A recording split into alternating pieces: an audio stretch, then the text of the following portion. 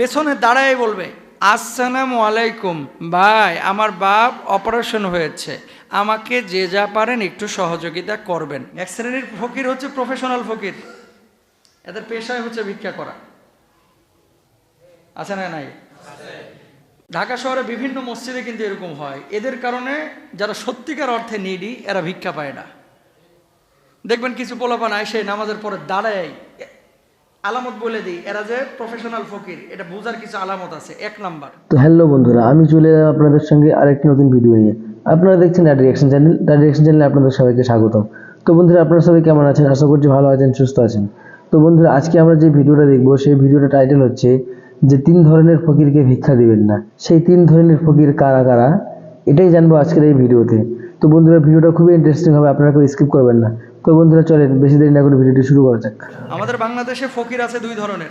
2 ধরনের এক শ্রেণীর ফকির হচ্ছে প্রফেশনাল ফকির, প্রফেশনাল ফকির। এদের পেশায় হচ্ছে ভিক্ষা করা। আছে না নাই? ঢাকা শহরে বিভিন্ন মসজিদে কিন্তু এরকম হয়। এদের কারণে যারা সত্যিকার অর্থে নিডি এরা ভিক্ষা পায় না। সত্যি এটা।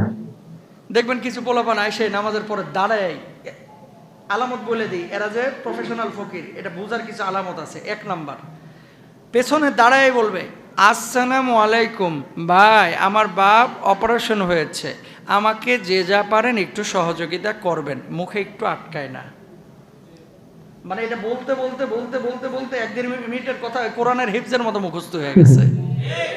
প্রফেশনাল ফকির। কি ফকির? প্রফেশনাল, মানে কাজই এটা, এই জন্য এর মুখে আটকায় না। আর যেটা প্রফেশনাল না, এটা দাঁড়ায় বলতে দেখবেন আনইজি ফিল করবে, ইতস্ত বোধ করবে, মানে মুখে আটকায় যাবে। বুঝাতে পারছি? এক নাম্বার। 2 নাম্বার, রাস্তাঘাটে দেখবেন ভয়ঙ্কর কিছু ফকির এখন তৈরি হয়েছে। কেমন? কারণ বাজার যান, গুলশানে যান, সিগন্যালগুলোতে দেখবেন গাড়ির ভ্যাঁ ভু প্যাপু শব্দ চলতেছে, কিন্তু বাচ্চাটা ঘুম থেকে জাগতেছে না। এর মানে কি? এই বদমাশগুলো বাচ্চাটার ইঞ্জেকশন দিয়ে ঘুম পাড়াইছে 12 ঘন্টা 14 ঘন্টা। জানেন এগুলা? এরকমটা হয়? ইদানিং দেখায়ও মাঝে মাঝে। একটা বাচ্চা এই গরমের মধ্যে কোলে করে নিয়ে ভিক্ষা করতেছে, উঠে না। আপনি 2 ঘন্টা দাঁড়ায় থাকবেন, দেখবেন বাচ্চা কোনো নড়াচড়া নাই, ঘুম পাড়তেছে।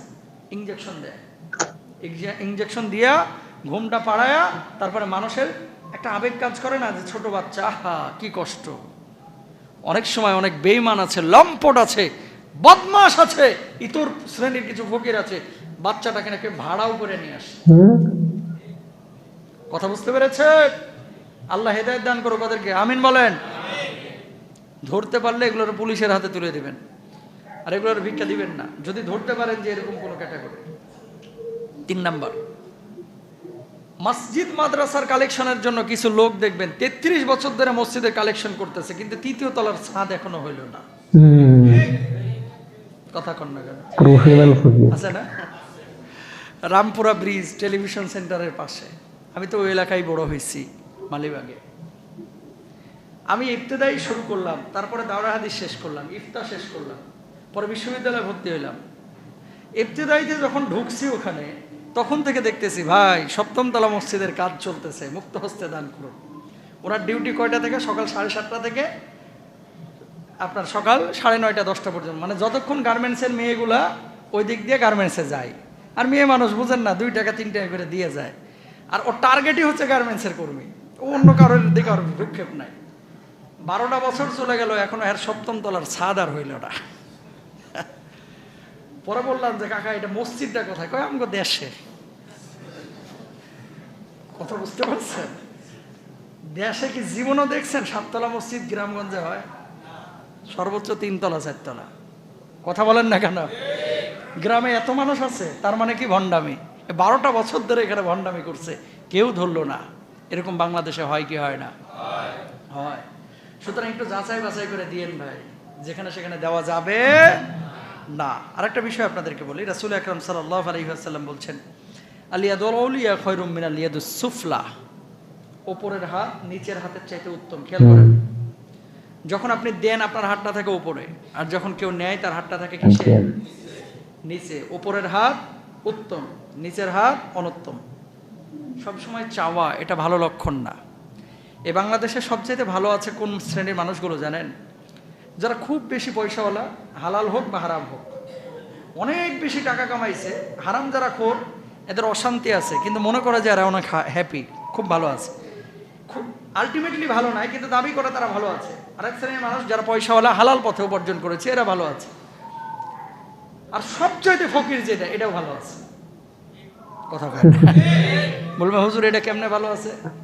এটা যে কষাইয়ের দোকানে বলবে যে 2টা গোস্ত দেন, অনেক সময় কষাইরা দেয়, তো 4 দোকান থেকে 8 পিস গোস্ত হলে তার এনাফ। কথা বুঝছেন? তরি তরকারি চাওয়ার জন্য মনে করেন কাঁচা বাজারে চলে গেল, ছোট্ট একটা আলু দিতে কি সমস্যা? 20টা দোকান ঘুরলে ওর দিনের কিন্তু সবজিটা হয়ে যায়। কথা বলেন? দেয়, কিন্তু একটা পেঁয়াজ দিলে কি এমন ক্ষতি? এরকম মানুষ চিন্তা করে। তো ওরটাও হয়ে গেল, যে কোনো জায়গায় হাত পাততে পারে। সবচেয়ে বড় বিপদে আছে মধ্যবিত্তরা, না চাইতে পারে, না বলতে পারে, না কাঁদতে পারে, এবং এদের চাপা কান্নাগুলো দেখার কেউ নাই। আমি বলি আপনাদেরকে একটা কথা, ওই ফকিরকে দান করার চাইতে আপনার আশপাশে নিকটাত্মীয় এমন কিছু মানুষ আছে যে মানুষগুলো কাউকে কিছু বলতে পারে না, খালি কান্দে, কাউকে বলতে পারে না, হাত পাততে পারে না, কিন্তু মেয়েটার বিয়ের বয়স হয়ে গেছে, বিয়েটা দিতে পারতেছে না, ছেলেটার দুধ শেষ হয়ে গেছে, ভিক্ষা করতে পারতেছে না, ছোট মেয়েটার স্কুল পরীক্ষা, টাকা দিতে পারতেছে না, বউয়ের জামা কাপড়গুলো ছিঁড়ে গেছে, 2 সেট জামা কাপড় লাগবে, কাউরে বলতে পারতেছে না, আবার টাকা পয়সা যা কামায় এই কামানো টাকা দিয়ে চলতেও পারতেছে না। আমি আপনাদেরকে বলি, গোপনে এই মানুষগুলো, আপনার আশপাশে অনেক আত্মীয় স্বজন পাবেন, এদেরকে দান করেন। আল্লাহ রাব্বুল আলামিন ওই ফকির মিসকিনকে 1000 জনকে দান করলে যা না সওয়াব দিবে, ওই একজনকে দান করলে তার চাইতেও বেশি সওয়াব দিবে। এখন কিছু মানুষ আছে যে মেহমান আসছে কয়জন? 5 জন, হাতে কি নিয়েছে? যদি 2 কেজি মিষ্টি নিয়েছে, কয় তো আমার 5 জন মেহমান আইছে 2 কেজি মিষ্টি নিয়া, কি ফকিন্নির ফকিন্নি, কথা বলেন না কেন? এই সব করে বিয়ের বাড়ি দাওয়াত দিছে, এখন ছেলে মেয়ে আর বেশি, ধরেন 5টা ছেলে মেয়ে খাইছে, 5 জন, আর জামাই বউ 7 জন হয়েছে না? ওই যে গেটম্যান যে বসে রয়েছে খাতা কলম নিয়ে, স্যার হয়েছে যে 7 জন খাইছে, দিল কত? যেমনি দেখছে 500, প্রজেক্ট লস। প্রজেক্ট কি লস? এই কারণে তোরা দাওয়াত দিছি। আগে জানলাম তো তোরে আমি মানে দাওয়াত তো দূরের কথা, আমার এই ছায়াও মারাইতে দিতাম না। কথা বলেন না কেন? আছেন এরকম? করবেন না। শোনেন, মেহমান যিনি আসছেন, মনে করবেন আল্লাহ রাসূল বলেছেন, যদি রিজকে প্রশস্ততা চাও, এদের সাথে ভালো আচরণ করো, এদেরকে ভালো খাওয়াও, আল্লাহ তাআলা তোমার রিজকে ভরপুর বারাকা দিয়ে দিবেন। সুবহানাল্লাহ। আমি তো জোর করে টানে টেনে মেহমান নিয়ে আসি বাসায়, বিশ্বাস করেন, জোর করে টানে টেনে নিয়ে আসি। কেন? হাদিস যদি আপনি পড়ে থাকেন, মেহমানকে কখনো নেগলেক্ট করতে পারবেন না। আর আব্বা আম্মা যদি আসে, তাহলে তো কাড়াকাড়ি লাগে, আমার বাসায় আসো, আমার বাসায় আসো। তো এই জিনিসগুলো শিখতে হবে। ওসমানী সালতানাতে আপনার মেহমান আসলে 1 কাপ চা দিতেন বা কফি দিতেন, আর 1 গ্লাসের ঠান্ডা মানে এই সাদা পানি দিতেন। দেখেন তারা কতটা মেধাবী ছিলেন। আর মেহমানরাও জানতেন সাদা চা আর কফি দেওয়ার মানেটা কি। যদি সাদা চা, এই সাদা পানিটা তারা খাইতেন, মানে মেহমান আসার পরে সাদা গ্লাসে যে পানিটা আছে, এই পানিটা যদি খাইতেন, তাহলে ওনারা ধারণা করতেন যে মেহমান বাইরে থেকে খেয়ে আসেন নাই, তার মানে এখন খাবে। আর যদি চা খাইতেন, তাহলে জানতেন যে বাইরে থেকে খেয়ে এসেছে। তো মেহমানরা, আমাদের দেশে কিন্তু কিছু লোক মুখের উপরে করে, কি গো দুপুরে কি খাবা নাকি বাইরেটা রেখে আইছে? এটা আদবের খাওয়া, এরকম জিজ্ঞেস করবেন না। এতে করে কি হয়, একটা ছোট লোকের ভাব প্রকাশ পায়। কথা বলেন না কেন? আর তো মাশাআল্লাহ একটা কথাও তো প্রচলিত আছে ওপারের দেশে, দাদা খেয়ে এসেছেন না গিয়ে খাবেন, বুঝেন নাই? এরকম কিছু লোক এই বাংলাদেশেও কিন্তু তৈরি হয়েছে। দাদা খেয়ে এসেছেন নাকি এসে খাবেন, কোনো কথা নাই। মানুষকে এই ধরনের কথা জিজ্ঞেস করা, এগুলো আসলে উচিত না। আপনাকে ওই 18টা আইটেম করতে হবে জরুরি না তো। আপনি তো দুপুরবেলায় ভাত খাবেন, ওটাই তার সামনে দেন না, খুশি হবে না ইনশাল্লাহ? মেহমান খুশি হলে আল্লাহ রাব্বুল আলামিন আপনার উপরে খুশি হয়ে যাবে। সুবহানাল্লাহ। তো অটোমানরা কি করতেন, সাদা পানি আর 1 কাপ চা এটা দিতেন ট্রেতে। যদি সাদা পানি নিতেন মেহমান, তাহলে জানতো যে এখন তার ভাত খাওয়ার প্রয়োজন। কারণ ওরা ভাত খাওয়ার আগে, ভাত বলতে ওই যে ভারী খাবারের আগে সাদা পানি খায়। আর যদি চা কফি খাইতেন, তাহলে জানতেন যে উনি খেয়ে এসেছেন, কারণ ওরা চা কফি এটা খাবারের পরে খায়। আল্লাহু আকবার বলেন।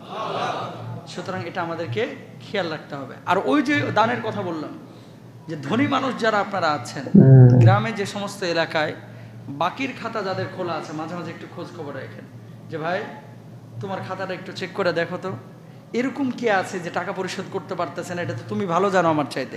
ও বলবো যে ভাই 3টা লোক আছে খুব মাজুর, গার্মেন্টসে কাজ করে, চলতে পারতেছে না। তখন কি করবেন? তখন তার পক্ষ থেকে আপনি পরিশোধ করে দেবেন, নাম বলার দরকার নাই। মনে রাখবেন, গোপনে যত দান করবেন আল্লাহ তাআলা আপনার বিপদ আপদ তত মুক্ত করবে, আপনাকে তত রক্ষা করবেন, আরশের নিচে বিশেষ ছায়ার ব্যবস্থা করে দেবেন। সুবহানাল্লাহ। কথা বুঝতে পেরেছেন? এগুলো আমরা খেয়াল করবো। আল্লাহ তাআলা আমাদের সবাইকে বোঝার তৌফিক দান করুন। তো বন্ধুরা, ভিডিওটা ভালো লেগে থাকলে অবশ্যই বন্ধুদের মাঝে শেয়ার করবেন, আর আমার চ্যানেলে নতুন হয়ে থাকলে চ্যানেলটিকে সাবস্ক্রাইব করে পাশে থাকা বেল আইকনটি অন করে রাখবেন। তো বন্ধুরা, দেখা হচ্ছে পরবর্তী ভিডিওতে। ততক্ষণের জন্য ভালো থাকবেন, সুস্থ থাকবেন।